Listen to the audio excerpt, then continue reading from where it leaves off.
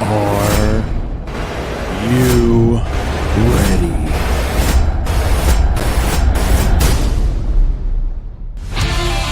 Are you kidding me? That's what? Yeah, every so often it happens that Ryan is right. 100% right. Not even a little bit right. Tucker Pullman, 2 points last game. No kidding. My man! Hey, neither does me running shirtless, but that turned out very well. Welcome to the PP1 podcast. Power up. Get big. Getting big.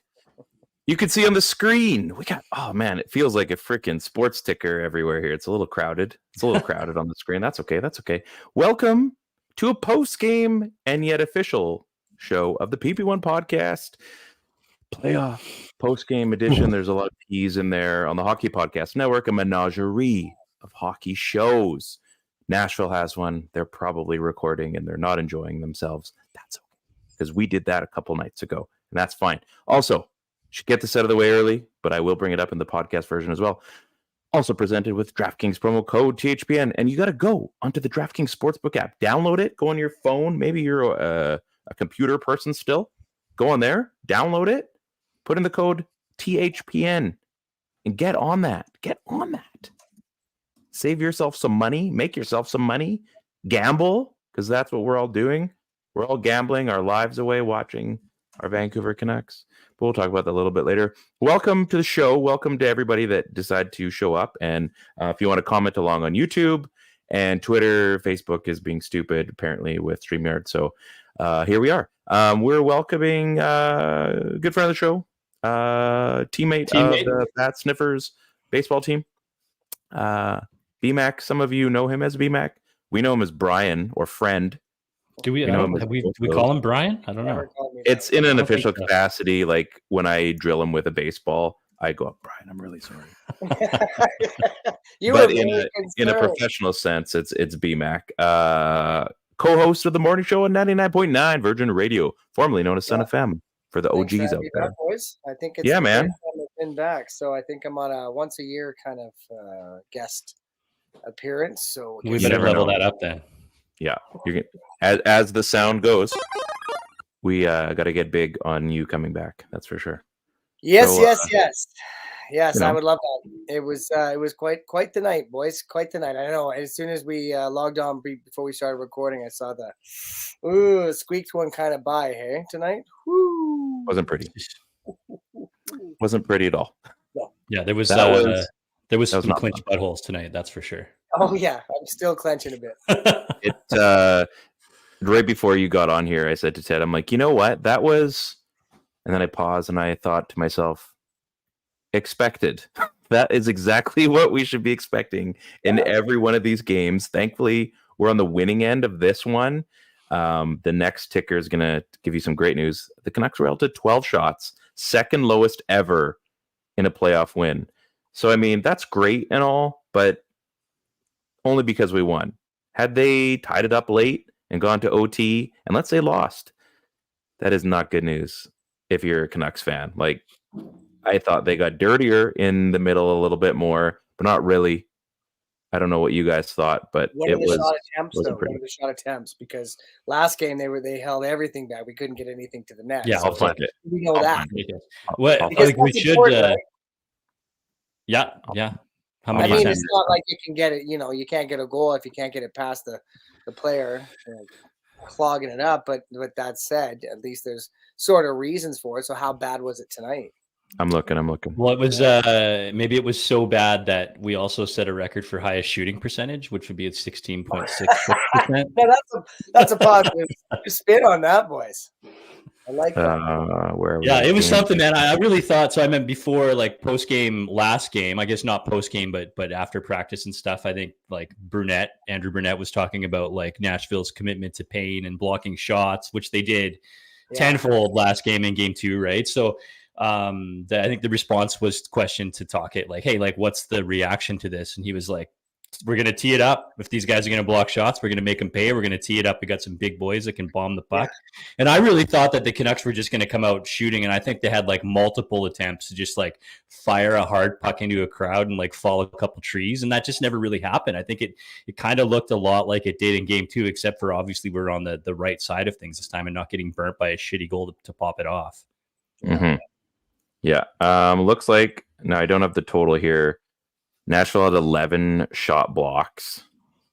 Okay. So even still, I might have to go to like natural stat trick. Gonna have to generate more offense though. I think it's fair to say that it wasn't as many shot attempts as it was last game, where we just couldn't get any pucks to the net. But I mean, whatever, we'll take the win, right? Like whatever. Right.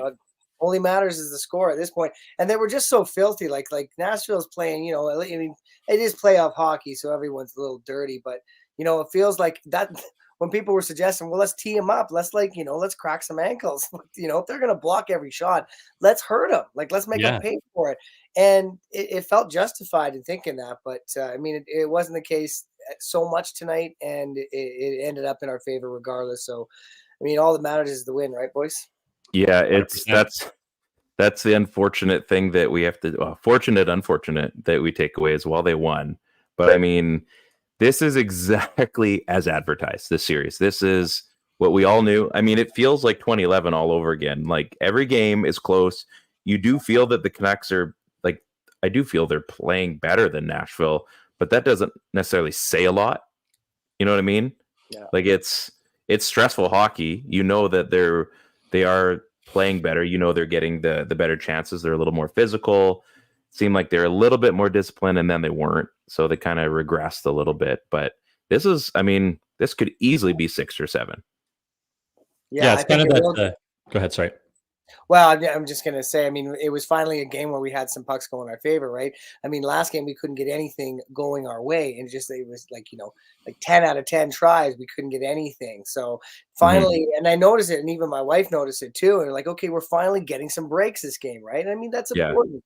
It's talent, it's luck, it's these breaks. It's a combination of everything. But I mean, hey, if we can squeak one out like tonight, we got to keep that momentum going.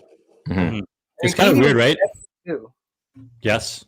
Yeah. And I think he looked like he was finally starting to turn his game around a little bit, right? I mean, and it's like this weird thing that I feel like every Canucks team has ever done since like I started watching hockey as like an 8-year-old, right? I mean, they get up by a goal and it's like, instead of keeping your foot on the gas, it's almost like they get into prevent mode.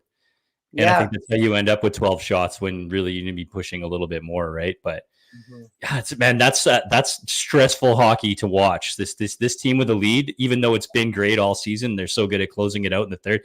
It's stressful, man. Like, I was literally on the edge of my seat, covering my face for good portions of it too, when Casey was sort of swimming around the crease there. But man, what a game that guy played, eh? Didn't he? Yeah, he did so great. Like, man, so proud of him. And if he could show that poise, he could be the guy that takes us. Like, if correct me if I'm wrong, but our number one's out for the entire. So Demko, nobody there, I'm sure, like mega tight-lipped on that. They even talked about it in the intermissions with like Elliot and all the guys, like something about a unique injury in his knee and whatever. Right now they have Casey DeSmith. Last game, he really wasn't the story, or he was the story going in, didn't end up being the story in the game realistically. And this game, he kind of made himself, like he became the story because of how well he played. Yeah. There was a few, scrambles at the net. There was some big saves. He was pretty square, I would say, for probably 99% of the game that he had. He got some lucky bounces. We talked about this on the post game a couple nights ago. And it was the kind of game where I think he's happy that he was able to get that win for his team, because I mean, defense I thought was really good. I thought the Ted, we had James on Tuesday night, and we were talking about the four horsemen, the four towers, and I felt that they were really important tonight. Like Quinn Hughes, they definitely targeted, but the big four really made sure that DeSmith had himself a game, and like he looked confident. It was even when he was rattled. Even when he was rattled, he looked like he was in the zone. And this is the time of the year. I mean, first round, we've all seen, like, first round is chaos usually. And especially with the storyline going into the last two games, knowing that the stakes are that much higher, Casey DeSmith definitely stood on his head. Yeah, he could take us all the way. I mean, if he keeps this up. Sorry, boys. Maybe Thomas Drance or something? Got a couple pugs pissed off over here. Dad, Shut up. what the heck? So Yeah, I mean, not only was he playing like I don't know. I just think like last game he never really had a chance to dial in, right? And when you have games that are like lower shot totals like that as a goaltender, that's like a really difficult thing to do. We've talked about it a lot before. Like that was always kind of a thing with like Chris Osgood back in the day, right? I mean, he was really good in low shot attempt games where sometimes goalies never really find their game and they sort of struggle to stay on top of it. But I think like in addition to him looking like he was dialed in and really like taking part in this game, I think like the defense like really came to help him out in any of these areas, clearing pucks, like sort of keeping people away from the crease, making it so that he could see pucks. And when he needed a bailout, they were there, right? I mean, I think we have to talk about how important Ian Cole was in this game. But you saw my text. I'm assuming now you did anyway. I texted Ted like towards the end of the game at 7:03. Said Ian Cole confirmed Terminator, shot twice, did not die.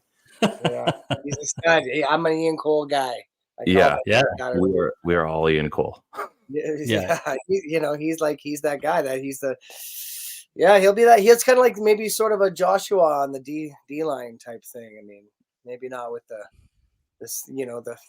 superstardom that I think Joshua is going to prove to us that we're all kind of hoping he does, and I think he's got potential to do. But like, I feel like he's that kind of guy. He's on, he's like third liner in a way, but he's like the heart and soul of that D. Yeah, I think just like Joshua, he kills penalties too, and he's so important to that PK, and I think he elevates every D man that plays with him in that sort of lower pairing too. I think we were listening to, I think it was Thomas Drance was saying same thing. Basically, every guy that's played with him has better numbers playing with him than away from him. So he's really, in like a really quiet way, he's kind of elevated everybody's game. But that's a guy. I mean, he's the most playoff experience on the team, right? Like that's 100% a guy that we need to sort of lead everybody through this. So Ted, I know you're still pretty high on Philip Peronic, but Nikita Zadorov. If I'm giving out money right now, if I'm giving out a new contract, stud. If you got to pay one of those guys, man, it might not be regular season you're paying for. Although he definitely showed up in the regular season. Zadorov came to play so far in this series, and he looks nasty out there. He's smiling all the time, and he's throwing huge hits. That hit on my God. I was like, dude killed a dude just now. He's like the Tyler Myers we always wanted, right? He's like Branson and Tyler Myers all wrapped into one. Yeah. And that guy, like, he's gonna be if they're double teaming Hughes and that's their target the whole time. I mean, okay, that says something and yada yada. Mm-hmm.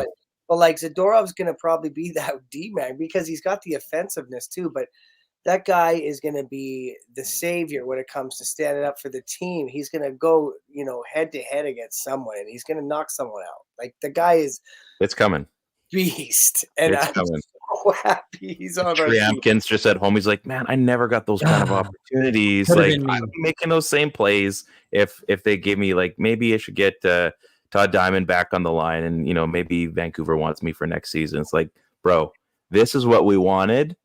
You weren't that.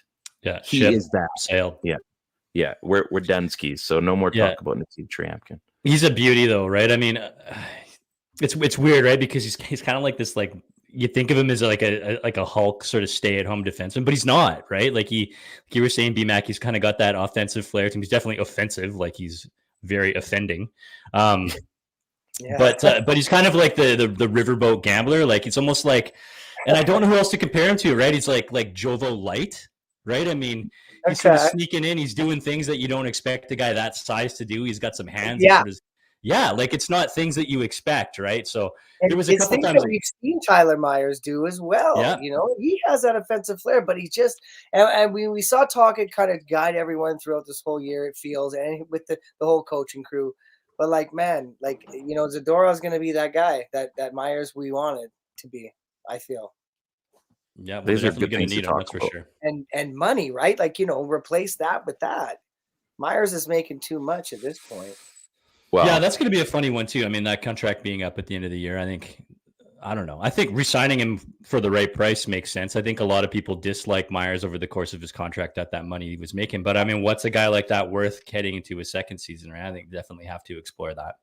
hashtag team friendly deals. Team friendly deals, hometown discount. Yeah. You go far enough. Oilers are up 3-0 after one. Surprise, surprise. I know Ted said, "Who cares?" Who cares? We have to care a little bit. Well, let's just focus on this series. How about that? I know. Just keeping tab on what's going on elsewhere. We got into Casey DeSmith. That was a statement game for him, I think. Yeah. And it's not something you want, but it's inevitable when it comes to the playoffs. And I thought he looked incredible. There was a few moments there. Again, the puck luck right on the side of the net, Ian Cole. The one that got through was in the first period when it just sneaked through and Myers, I think, scooped it away. Oh, yeah.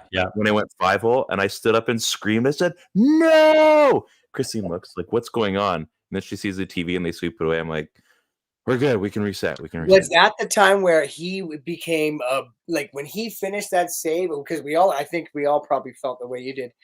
And he just became like he became a superhero at that moment, and then he showed little signs of, like at the third period, it kind of went down. But that was that moment, like he just showed him, "I'll be your number one." Yeah. That was his moment. I think that was the same point. I didn't know I was going to be on the podcast, so I would have jotted it down. But I'm pretty sure that was that moment. That's good. Always have a journal beside you. I Take will. journals all the time. There you go. I will, boys. Yeah, that was his moment to be like, "I got you, bro. I got you." Yeah. Yeah, Right? that's what he said, and I felt it. I thought, I'm like, holy, he's gonna be the one. Okay, so the whole Demko thing, I mean, I feel like a lot of us need to just put that to bed. He's not coming back in the series. Yeah. Like that is a guarantee. There's no miracle, cryo chamber that he's going to jump into and he's going to be ready for game 4. Why do we not do the hyperbaric chamber anymore? Like, do you remember the days watching Jurke Lume like just sit in the hyperbaric chamber and he's like reading a book with his like Harry Potter glasses on, just getting healthy because he's got some recent injury? Is that not a thing anymore? Do we not do the hyperbaric chamber anymore and just like cut healing times in half? Maybe not. It's like, what's a 4-letter word for confused? It's like he's doing a crossword right now. Like, what the heck? Yeah, maybe we should bring back hyperbaric chambers. Hey. Yeah, let's make that a thing. So anyway, Demko isn't going to be in the series. That's a given. If we're all lucky, maybe some miracle happens and he comes back next round if they get that far. But we have to put that to bed. Well, is he going to come back for the series? Yeah. Today he showed it. Like, he showed a little bit. He got an assist on that first goal too, right? Yeah, he did. He was showing the defensive nature that we were kind of expecting from him. You saw the hustle and you saw him, getting, interrupting plays and stuff. So I kept waiting for it. Though. I kept like, he's going to be his game. It's going to be the one. He's going to nail one. He's going to get a second one. Like, I was kind of wishful thinking, I'm sure. And trust. Well, it was Petey or Besser on the Besser goal, though. It was Petey. I said when I said Petey or Besser have to score on this, and it was Brock. So I mean, 1 of 2 ain't bad when they were all in on the play. So it's not, that was a pretty good power play that scored. So it's, I mean, I guess it sucks because like we all want this like amazing opportunity to just like magically appear that he's going to go and just clap one. Well, those are far and few between. I mean, there was a few plays that looked great and then they're broken up quickly. Like this series isn't going to allow for, some spectacular moments. I don't think it's all going to be very, very tight knit. It's going to be very mushy middle. A round from now, depending on the opponent, yeah, you might get a bit more of a track meet where those things kind of come up. But this is not that serious. Like I think we want Pettersson to be involved. You want him to hopefully get some goals and some opportunities. But I mean, look at the scores so far in the series. I mean, and then look at the gameplay. This has been just plugged up. Like this is everything's 2 weeks worth of eating cheese. Like everybody's plugged up the middle, and we're gonna need some kind of an anima if you really want to see some goals here. So it's not going to be that. I know I went there. I was hoping it was going to be tonight, but no. We'll see. I mean, they got momentum now, right? We had no momentum last game. We're going. We're already in Nashville. We're hopefully settled, and like we just gotta go. Yeah, I got it back. I thought early on when we got that power play and they looked like they were gonna, like, I don't know if you guys noticed, but they looked like they were gonna tee it up for a one-timer, like on numerous times before they would sort of stop and do a one-touch back or something like that.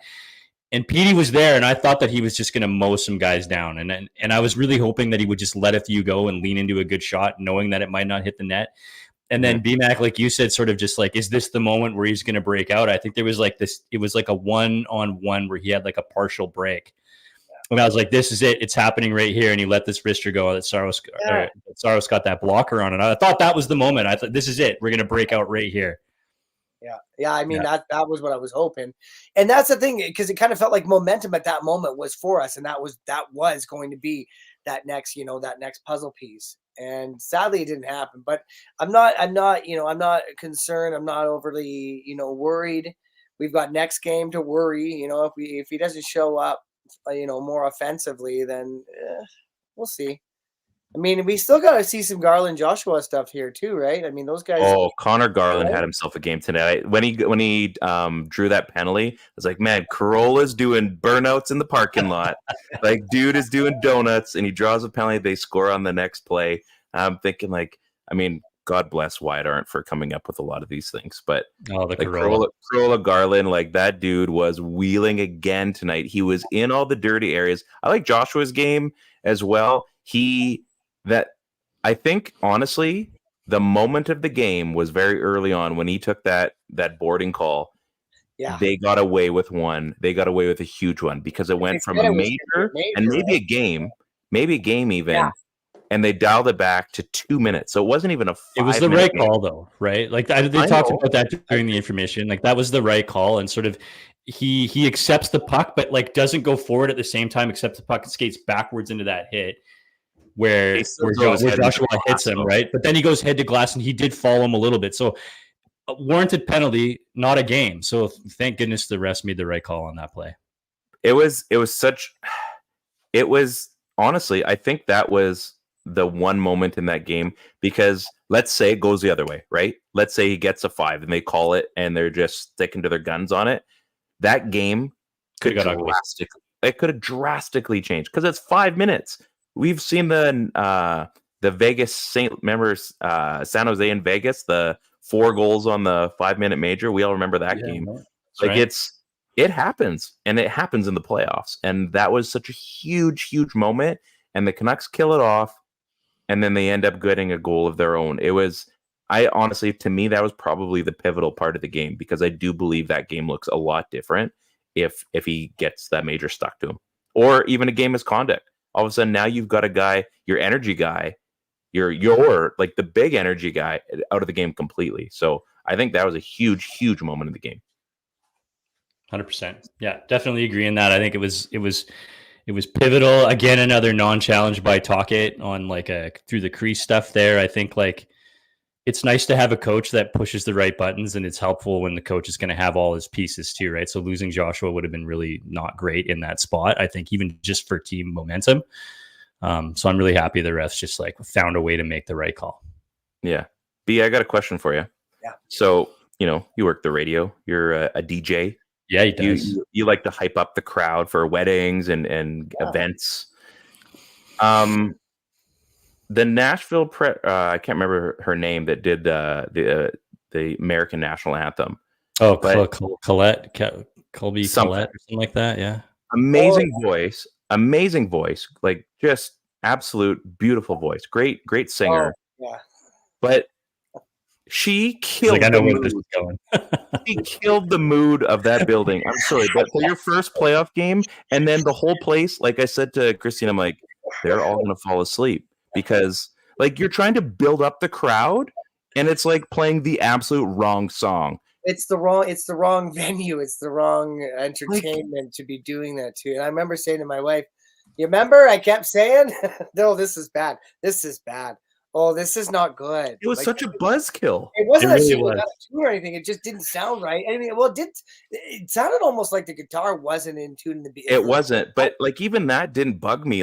Again, how she did that anthem was incredible. It sounded amazing. It was. It just the voice is like an angel. But I'm sorry, you're trying to pump up the crowd, And it was just So like fired up. Wow. Fired up just for acoustic rendition of the national anthem. We're gonna do my unplugged version of the national Know anthem. your Everybody. audience. It was like a 20,000 people here that are ready to like murder the hockey team on the ice. Like, let's dial it back for the next one. all I could think of was did you guys ever see Mystery Alaska? Yes.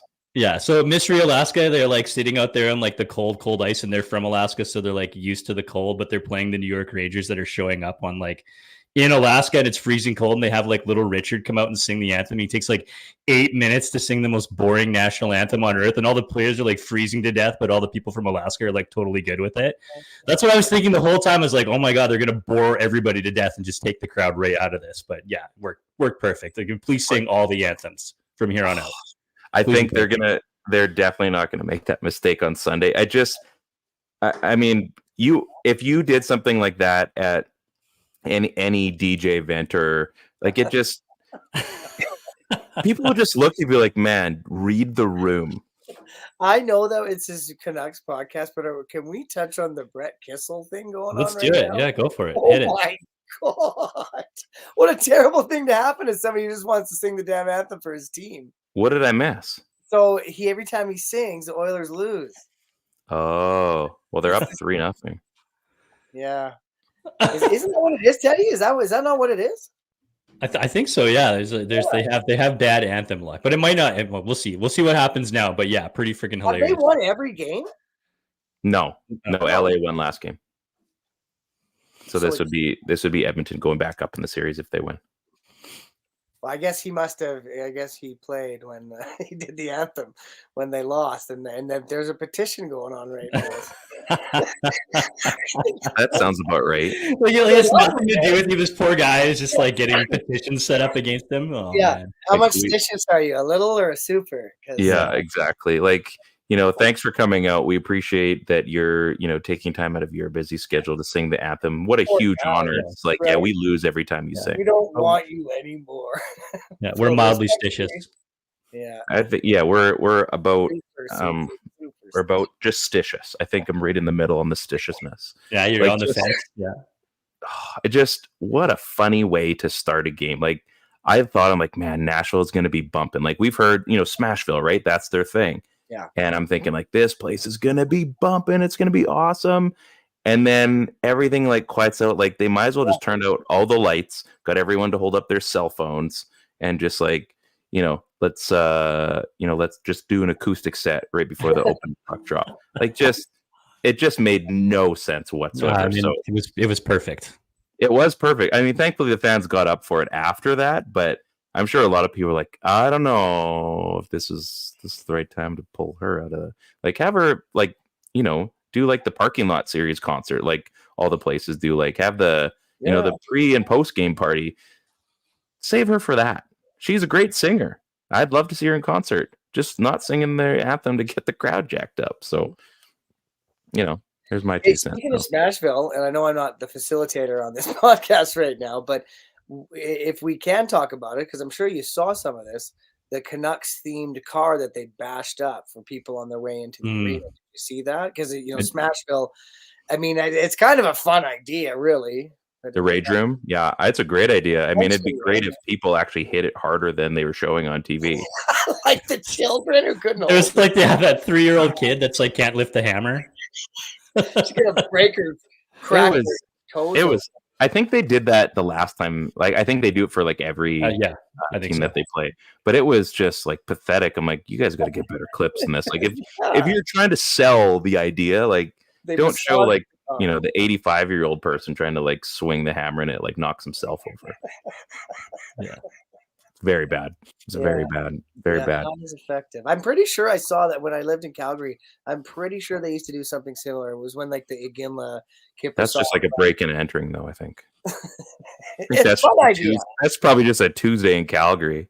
Yeah, no kidding. Yeah, it likely is. And then they leave you 2 Flames tickets in your seat too. Mm-hmm. Damn it! This guy broke into my car and left 2 Flames tickets. Yeah, that's perfect. Keeping it with the radio thing, because BMAC, you're a little bit older than both of us. I'm the second oldest guy on our slow pitch team, boys. That's true. That's true. No. Yeah. How old are you? Wow. We're not going to get into that. Old enough to party. You're a dude. It I shouldn't don't matter. think there's anyone else older than me other than Mike, who literally has on his jersey "old guy" or "old dude." True. Is he okay? Have you talked to Mike? Yeah, he's great. He just Okay. he works early on AM 1150, so he won't be there for 9 o'clock. But he hurt his calf though in the last game. He was limping the next day, and then he was better the third day. Oh, whereas okay. the third day for me is always the worst. Yeah. But he said he's fine. He's great, man. He was out there. He's another lefty. Wheel yeah. and Dylan. I love it. He's just killing it. I love that dude. He was doing great. Anyways, So anyway, back to this. So, because you're kind of the oldest here, you probably remember the first game that this guy called. But unfortunately, this week, actually, there's a few guys that passed away. But Bob Cole, voice of a generation, voice of Hockey Night in Canada, voice of a bunch of generations. Yeah, well, like I said, BMAC was around when he came out. So, don't know about that. Abe. You don't have to take that, BMAC. I know. I won't.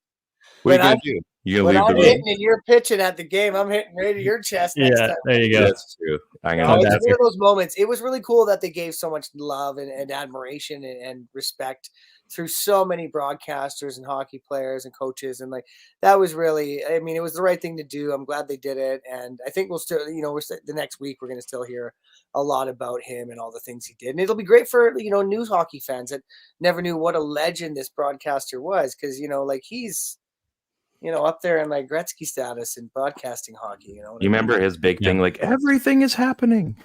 Everything is happening. Oh, baby. Yeah.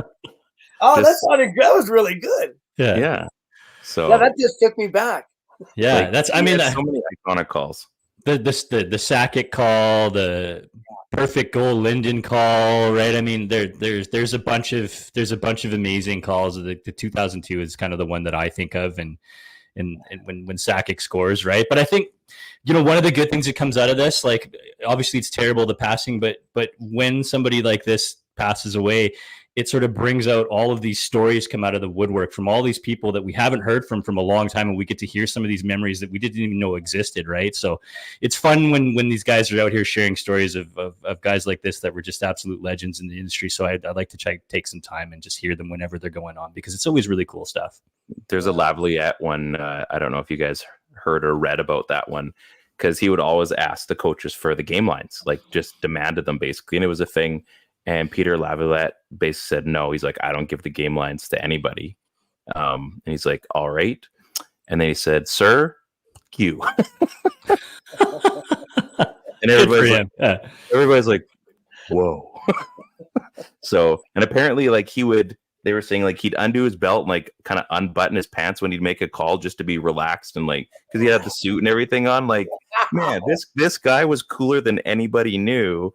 And you only found out after the fact. So yeah, he just got it.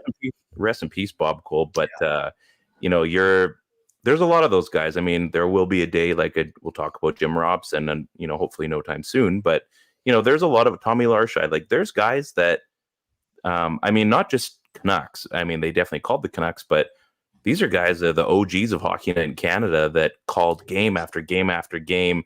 They called, the Richards, they called the Gretzkys, they called the Gordie Howes. That covers a lot. They covered, the Burres and Joe Sakics and Fedorovs, and there's a lot of players over time that these guys have called, and there will be a day that they move on from Earth. And I mean, you think of all these guys we've been just absolutely treated to with play-by-play and color commentary on these hockey games. It's kind of sad to say, but I mean, you think about Bob Cole and you think, man, we sure got a wicked treat out of him. Great. Rest in peace, Bob. Thanks for everything. Sort of. I treated that kind of like the national anthem singer. I'm sorry, guys. No, it's. I didn't hear a guitar. It's good that you on it. It's a good thing to do. So it's ball season. We're gonna take a pivot. But before we pivot, I just want to mention it's time for an ad read. It's time for DraftKings on the Hockey Podcast Network. DraftKings promo code THPN. But enough about that. Here comes the ad read. And we're back. I know, pretty good ad read. We're very good. Job, 34 minutes and 28 seconds. Barely had time for a bathroom break there. I'm sorry, guys. This is how we roll. So it's ball season. We've been 2 weeks in for bat sniffers. Things are going really, really well. BMAC is alive still, thankfully. We can see his face now. I'm the coach and the manager and your number one fans. I brought out 2 jacked up bald dudes on my team, and I'm looking at both of them right now. Jackie Moon on the screen at the bottom there. Moon. You're dreams. You are such great additions. I'm glad you asked, and I'm glad we brought you on board. It's good to be here. We are so good. We are so we're undefeated. We're undefeated, 2-0 so far in the league. I just about killed BMAC this past Monday with a laser beam, which I thought was to his shoulder. Both teams gasped, and the play stopped. So turns out it just hit your glove, right? Yeah. It looked pretty violent. You were out because in our 2-pitch league where you only get 2 pitches and then you're out. There's these silly rules, and I mean I get it. Like we pitch to ourselves, so if I involuntarily or voluntarily interfere, dead ball, game over. Yeah. It didn't hurt me. I've been hit many times in that same position. And even if you had hit me, I would never have been upset with it. You're not aiming for me. You aren't aiming for me, are you? Not intentionally. So I get home, tell the whole story to the missus, and she goes, "Well, did you at least go to first base and then check on him?" I said, "No." I said, "I thought I killed him. So I'm not thinking about baseball at that moment." She goes, "Why don't you just go touch first and then check on him? At least you get to first base." I'm like, I love you so much. Like, she's such a gamer. I love it. That's awesome. So, this is why you're my person. Yeah. I definitely made sure I picked the right one, and she picked me. So pretty cool.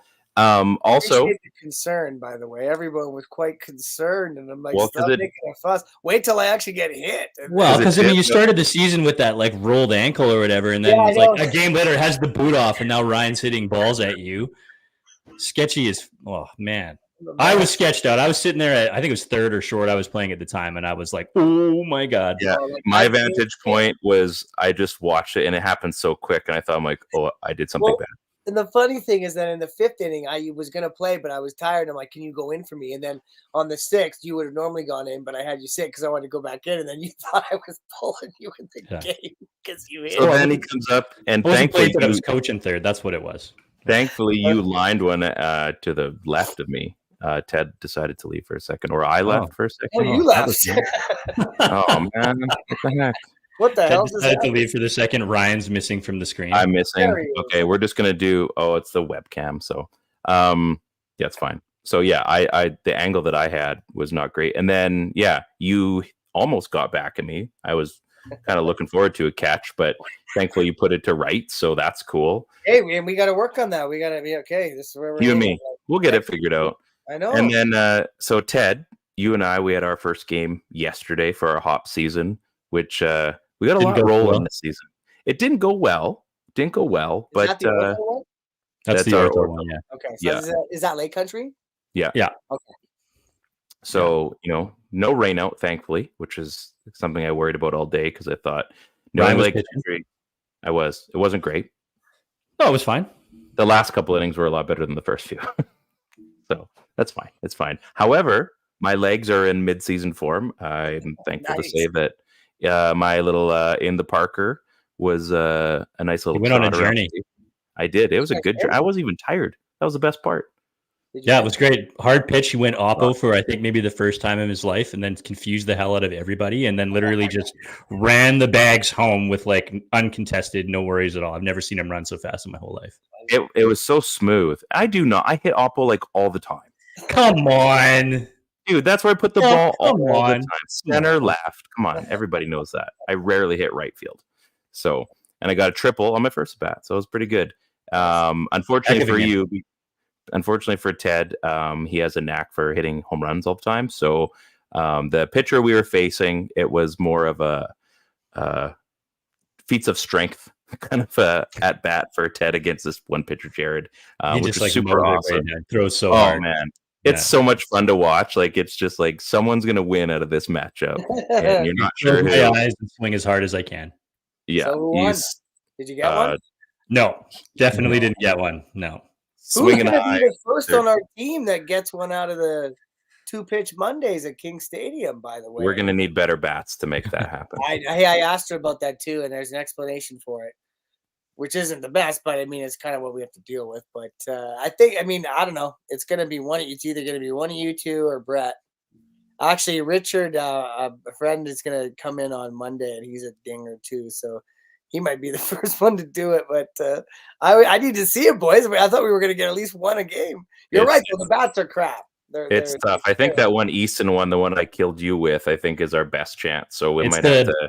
It's the bent banana bat. The bent one.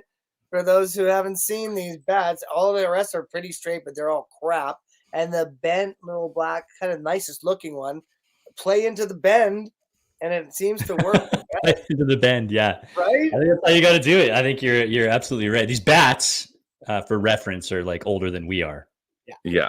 Oh yeah. Actually, BMAC brought them into the league when it was first starting. He's gonna light you up. Are you guys in your 40s at least? I thought we don't talk about the age thing. I know, but I'm not that far into my 40s. Okay, you're in the same decade. You're good. I'm probably like a year or two older than you. LA just scored. Just saying. What is the score? 3-1. 3-1. It's in LA, so that's something. It's a good place. If you guys have never seen a game in LA, it's a fun time. They actually do know their hockey. So, and it's obviously an excuse to go to Los Angeles. So you should check it out sometime. So ball season has started. We got a pretty good team going in both bat sniffers and hops. It's gonna be. What's cool about this team is like our best players from our old team are now not the best players.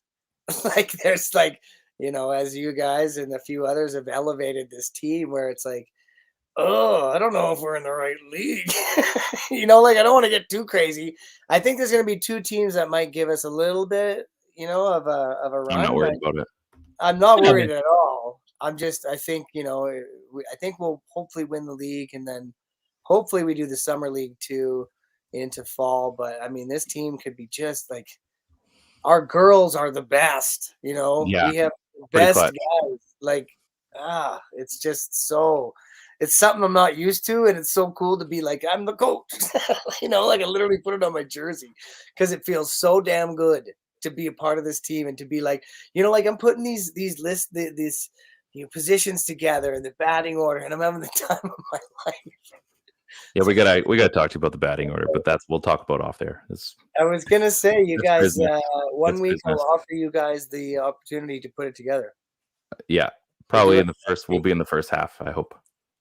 Yeah, well, I'm going to kind of switch you guys up, but if you, like Teddy was saying, I don't want to be looked at like a crybaby.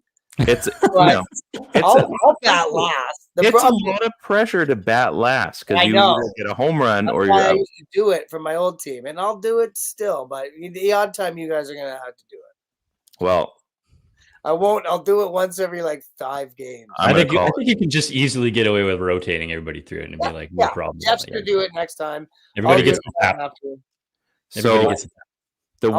One of you guys is in the midway every week, and then swap. Perfect. And then, next one will be third last or second last. But I it's know been decided. It's been decided. See, this is civil. I know we're great. We're golden. It's public, so we're gonna hold you to it. I've already written it down. One more thing before we get back into hockey and kind of close out. On Thursday, Ted met me in the parking lot after the game, and he gave me a gift, which I forgot even existed. So I want to say 7. No, 8, more than that. Way more than 10 years ago. No, I was still at Jersey City, and I think Ava was 2. So we're talking 15 11 or 12 years years ago. 15 years ago. I was living here though, wasn't I? No. Really? Yeah, you weren't. I stayed at your place when we went to go see the Suns Raptors game in GM Place at the time. Oh snap! Okay, so roughly 15 years ago. This story gets better as we talk about it. You said 7 years on your soul. Oh man, he's got a bad memory. BMAC is getting older. Yeah, it's me in my 40s. So Ted had this little pickup truck, and back in the day, I had my little Suzuki Swift, done up sound system, as one would going through their 20s and 30s. And I had this extra subwoofer that I had purchased in knowing that I was going to be replacing it with another one once this other one had come in. So he's like, hey, do you have, I'm trying to do this. Well, I've got a subwoofer for you. Hopefully it fits. Just put it in. Let me know if it works out. And oh man, like I think like a year later, he finally like, yeah, I don't think it fits anymore. When do you want it back? I'm like, just hold on to it. I don't need it. So fast forward, I told him that I didn't need it back. I said, just figure out, we'll do whatever you want with it. So fast forward 15 years and he hands it to me. He's like, I got a gift for you. I'm like, oh, great. Hands me this subwoofer, which you guys probably saw online. And he's like, here you go. And I was like, I didn't even know that thing still even existed. So I did politely decline because I have no use for that anymore. I got rid of my thumping days, or as far as sound systems go. And I hope it finds love in your family somewhere. You probably have it in the room. I feel like that was like on cue. Like, here it is. I got teenage girls. I'm sure one of them's gonna want a good sound system in their car, and I'm gonna be able to help them out because of Uncle Ryan. I'm sure Taylor Swift would just hammer on that thing. So, was it in the same vehicle the whole time? No, it was like in your garage. It was like packed away in a garage, Oh, and I think like I opened up one of those boxes, that like doesn't get open for 15 years. One of those ones. It's like, holy shit, this is Ryan's sub. I got to bring it back. In the rye and a subwoofer. Go figure. Like and a company's coming cookbook. Why is that in there? Yeah, that's like this one here. So he lent me this book, which you still haven't read, by the way. No, I haven't. But look how good it looks on my shelf. It looks. You got to bring it to the screen. So this, folks, Fantasy Life by Matthew Barry is such a great. If you love fantasy sports, mainly fantasy football, it is a must read, and it shouldn't take you 6 years to read it. More than that, you're pretty bad with time. I feel like we're gonna go with 8 years then. It's a phenomenal book. You would absolutely enjoy it. There's some good trade offers in there that they'll make you blush. So yeah, I'll concur. I have also heard this as well. Yeah, there's let's just say never get into a fantasy league with your spouse. Let's put it that way. It's very easy to make a trade. Unfortunately, usually you do not benefit fantasy wise. You may benefit other ways. So you might want to check out that book. Good stuff. Also, don't work for the FBI and make fantasy trades. Also something you probably should learn a lesson about. So anyway, good times, Ted. I'm happy that you've got these things safely secured in your place. Do you have a top 5 at all? No? Yeah? I don't think no top 5 for this week. I don't think. Okay. I'm going to still play the clip anyway. Top five. It just felt good to do. Yeah. I can't remember what that is. What is top 5 again? Top 5, we just picked top 5. We just like rank 5 things. So yeah, top 5 something that you wanna discuss, and we can all pick top 5s, BMAC? Top 5 slow pitch teams Monday night on I only know of 2, so it's going to get really tough after that. There's only 6 teams in the league, so we got a good chance. Yeah, exactly. The OGs in the league are the base invaders, and they wear the Hawaiian shirts. I think we're playing them next. Oh, we could kill those guys. They looked easy. Yeah, but when they're full and they're operating, they're good. But it's that one team that's known as the Independents, and they've been the other team that's Independent Soldiers, and they're getting scores as high as ours, and we must murder them. Okay, I'm up for that. Yeah, okay. Let's go in a different direction. If we have a top 5, I want to dial it back to the man in net tonight, number 29, Casey DeSmith. So Canucks are up 2-1 in the series now. I should probably state that once more in case anybody wants to relive the good times. Let's do a little round table. We're going to start with you, BMAC, first. Where's your head at with this series and with Casey DeSmith? I know, like, don't get like the hype mode. Think about it for a second. Where are you at going into the rest of the series? Like, how do you feel about Casey DeSmith likely playing out the series? And that's what's likely going to happen, right? Mm-hmm. So how do I feel about it? I mean, I feel he could be that Cinderella story. I feel like he's good enough to do it. Like not every Stanley Cup winner had, a top 5 goalie. And like you look at like a Kiprasov who just pulled it off. That 1 year or a couple of years in a row where, yeah, he was their number one. But it's one of those things where if you've got everything going for you, there's no reason why you can't take it all the way. And I definitely feel like he could do it. I feel like tonight was that indication, showing that. And I didn't say the word, but I was getting 4 minutes left. I think we were all thinking it. Right. Yep. But he could have gotten the shutout, and there's no reason why he can't do it again. And I think now that he has the confidence, because last game would have just murdered him. I think everybody would have been upset, even though we played well. We just couldn't get any pucks in the net. And now we've shown that he can take that spot. And I feel, maybe it's temporarily anyway. Yeah, if we're not going to get Demko back, there's no point in crying about it. Mm-hmm. I think that I think he can do it. I feel like if we're going to do it, he's going to be the guy, and he's going to be one of the best players on the ice. Cool. And he's going to need to be for us to go that far. Absolutely. I'm just still happy that I get to keep my hair for at least another couple days. What do you mean?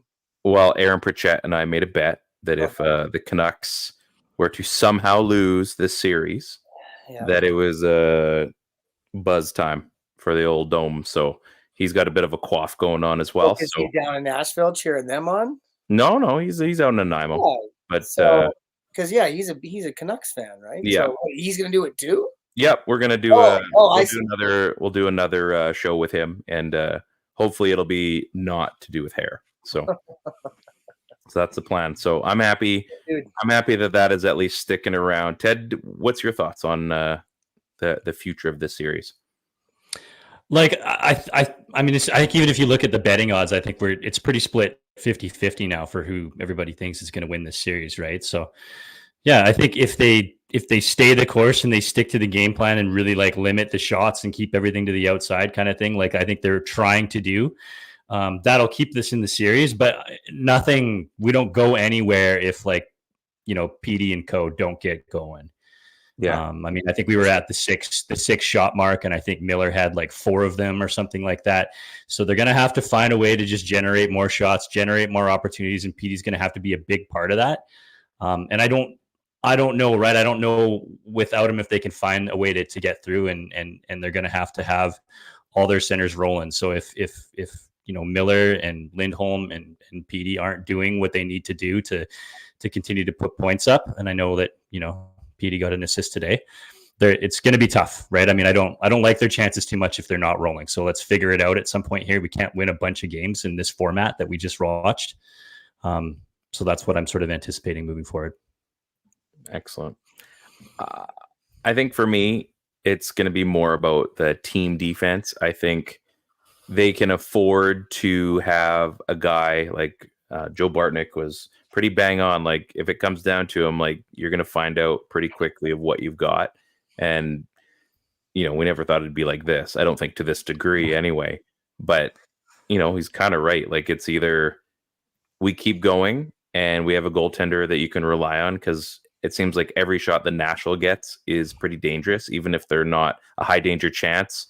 It just seems like somehow they get through, or things get messy at the the high danger spots right in front of the crease there. I think as a team defense, if that's still going, I do like the Canucks' chances to finish out the series. I'm going to stand by the fact that they've got 4 absolute towers on the blue line that can take a lot of the damage as far as hits go, as far as just kind of being in the way and sticks and like kind of all that goes with playing defense. I do like their chances in that sense, because it just seems like this is that kind of series where they're going to need it. It's just that type of series. It's not, as I said, it's not a track meet. You're not going to see a lot of open plays anymore. I think the Canucks figured out how to shut that down after I guess that was the tail end of game 1. I do think it's going to come down to, getting in lanes and stuff. And I think that's where those big guys really come in handy. I think they're going to take a little bit of the pressure off of Quinn Hughes and Hronek, which hope Phil Hronek can maybe step up a little bit too, because I think he's been a little bit quiet so far. So the big 4, the big, the quad towers, I really like what they've had to do already, but I do think they're going to have to continue to be what they've been so far, because if that starts breaking down, I do think that's where the Canucks can start to find cracks in their game. Because for this series anyway, I think as far as the defense can go, that's as far as this team will go. I love that. There's like, you got the Cinderella story from BMAC for DeSmith, and I'm talking about PD needs to get going, and you're talking about team defense. I love that. 3 completely different takes, but I think they're all right. It's weird that we're not combating each other. What was it that happened with Besser where it was rumored he wasn't going to play? Because I was We got hit in the hand. Took a puck in practice, yeah. Okay, so that was never actually, he was never actually off the roster for tonight. He wasn't. Well, he left practice and everyone freaked out. So okay. Yeah, I mean it's the Canucks media, like, or a Canadian team media. Yeah. Everything is analyzed to the millionth degree. Oh, look, they must be done their show. See, it pays to go a little bit later than the other guys. Welcome to, I'm assuming, Ryan from Pucks on It. Hronek or Zadorov, who's worth their inflated price tag? I already made this call earlier in the show, Rye, but I will say it again because it's reason for me to brag. I think right now, you get a guy that has already proven himself to start anyway in the playoffs. You've had a guy that's proven himself in the regular season. You know, Ted kind of called him like a but like a different version of Ed Jovanovski, a bit of a different face star of everything. Okay, so it's been settled. So 2 podcasts agree that Nikita Zadorov should be. I made a Triampkin joke, but you'll have to listen or watch the show. So yeah, I think if we got to call it right now, who knew we'd be in this situation? But I do think it'd be Zadorov for now because he's doing all the things you're asking that guy to do. And Hronek's been kind of quiet so far, I think. So, yeah, pay him everything. Why not? It's not my money. Pay the man. Pay the man. Well, yeah, Hronek is like, he's the better overall defender, right? But I mean, he's not impacting the game like Zadorov is right now, right? I mean, I think, can we just have Hronek in the regular season and then swap him out for Zadorov come playoff time? Would that be fair? Yeah, like maybe there's like a Vegas loophole that we can figure out. We'll put him on the Sammy Salo injured reserve, and then the second there's a slot open, we'll just pull him off. It'll be perfect. Yeah. We're going to need you to get hit in the nuts or something, or like get bit by a snake or something like that. Yeah, slip on a banana peel. There's lots of things we could do. Waffles, Lego. I wanted to ask you guys, what are your thoughts on if PD doesn't get going offensively by next Trade him. game? Trade him. Well, before that, though, are we going to see them try to do the lotto line, or is that... They tried it. Do it again. Who cares? Bring him back. I've been saying this for a while. Like, can we not just see what he looks like playing in between, Joshua and Garland? Can they not? Can they not? Yeah. I don't know. I mean, they're going to have to do something, right? I mean, yeah, the lotto line is still an option, but I mean, it's hard to blame him when he's playing with like Mikheyev and. I mean, Mikheyev's not hurting us defensively at all, right? But like, if Hoggy's not going either, then what is that line doing? Really, it's kind of all left up to him. Just stack your lines. Get your lotto line. Get the Joshua line. Garland. Like, put Bluger back with them. Those were the 3 on the third line where, then you can. Those are going. So load up your 2 and let the other 2 figure it out. I mean, that doesn't seem like a problem if you do that thing. You're not going to suffer on your other 2 lines. You still have enough capable players on those other 2 lines. Speaking of Bluger, how about that block, at the end of the game? Inner knee, what a warrior! Love that guy. Man, I'm still thinking about the Ian Cole. Like I said, he's such a Terminator. Like, that dude was legit shot, and then he took one off the bucket right before the whistle. Like, he's gonna have a rough sleep tonight. I'm telling you. I mean, a win feels great, but that would have sucked. Just plain simple. That would not have been a nice time. So, anyway, this has been a fun show. Extended post-game show, but this is our normal show for the week, I guess. So it's Friday night, big weekend planned. Hopefully Sunday's another game. It's not even Sunday. We'll just call it Game 4. Do you guys have plans already? Are you coming by the Brickable Pub?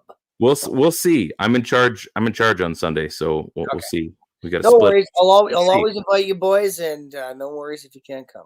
We might need to make maybe Game 6 might work out. Because Game 6 is on Friday. Is it? I think Game 6 is next Friday, so that might be doable, possibly. It goes Tuesday, Friday again. Yeah. Next Friday. I should go watch next Friday again. I think it's been too long. Oh God, what a great couple of movies, eh? Wow. I tell you, 2 and 3 weren't bad at all. Yeah, man, for sure. Maybe not. Pull out Chris, the old shop vac and suck up all the smell. I It'll be love perfect. them. I Easy, love all of easy. them. Oh, good I love pull. you guys. Thanks for joining my slow Good- pitch team. good Thanks pull. for asking to join. It was one of the greatest things I could ever have said. I want both you boys. We got a couple of beasts right here. In Real any ball other talk. context, that might be weird for some people, but I appreciate Only it. weird if you I make love it your weird. ball knowledge. It's only weird if you make it weird, like yesterday. This has been a good time. So, you guys, the Canucks are up 2-1 in the first round. Everybody Let's feeling go. great. Let's Got a go. Big weekend of just enjoying this. We get to wait till Sunday. We don't have to worry about exactly free to skate. So, on behalf, Just pulling up just jerseys everywhere. we're gonna let BMAC just keep pulling jerseys while I do the outro here. On behalf of a good friend BMAC from 99.9 Virgin Radio, friend of the show, also teammate. This is My Bowie's buddy- jersey. She wore it today. Baby My boy. 4-year-old. Well, we got to keep it going. Yeah. Also, on behalf of my buddy Ted, Game 3 Nerves, and myself, Ryan, I'm the playoff towel merchant. This is the PP1 podcast on the Hockey Podcast Network and DraftKings Sportsbook app. Remember, folks, don't do drugs. Have a great evening.